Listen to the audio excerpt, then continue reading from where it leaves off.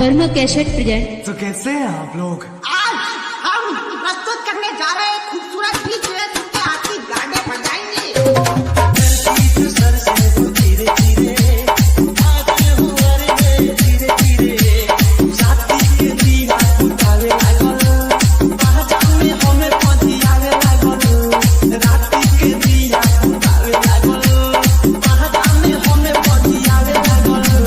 Bihari music, Bihari music.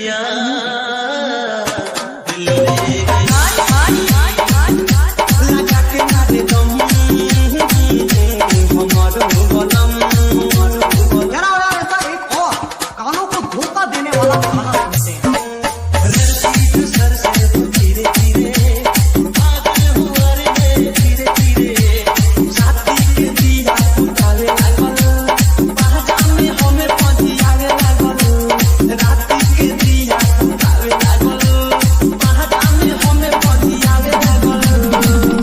तेरी चुनरिया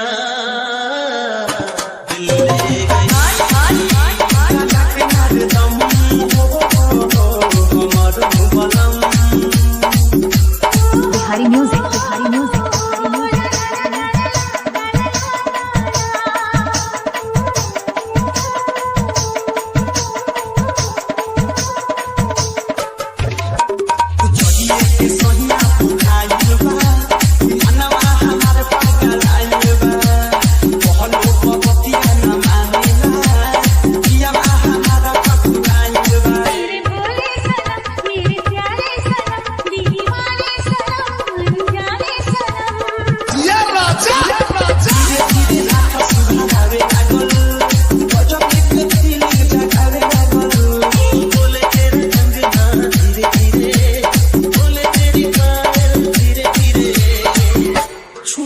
दोनों बहू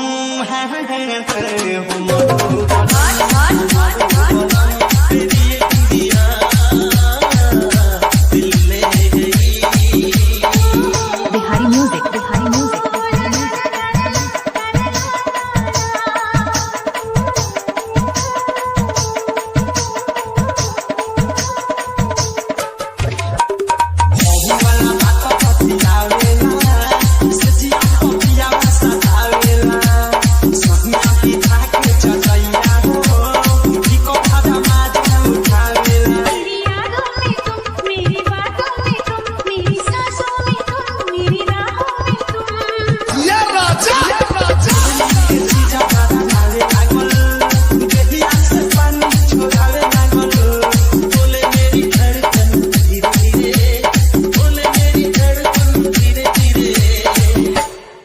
चुनरिया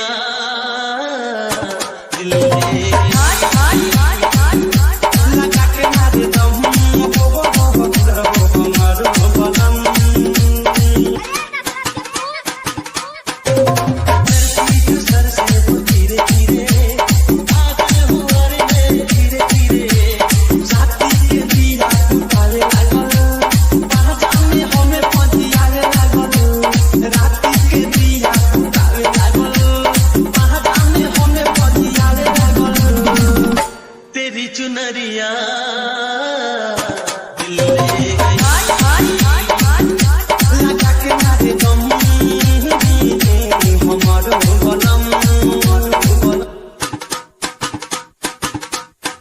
बिहारी म्यूजिक, बिहारी म्यूजिक।